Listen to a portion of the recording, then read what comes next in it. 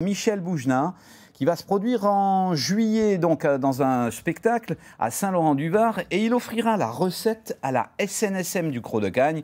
Il veut en fait encourager ceux qui sauvent les autres en mer, et il est même monté lui-même à bord du bateau des sauveteurs. C'est un reportage de Pascal Barnier avec Fred Tissot. Alors on peut faire une expérience si vous voulez, on peut couler celui-là et ensuite le sauver.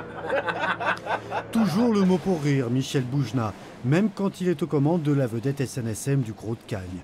Navigateur occasionnel, quand ses spectacles lui en donnent le temps, le comédien humoriste est aussi un homme engagé, notamment auprès des sauveteurs en mer. On sait, quand on est en mer, que s'il se passe quelque chose, on peut les appeler. C'est rassurant. On n'est pas seul. Et donc moi je suis super fier. J'ai beaucoup d'admiration parce que c'est un acte civique très fort.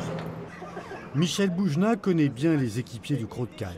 Avant la crise de la Covid, il leur avait fait la promesse de revenir les voir dès que possible, promesse tenue.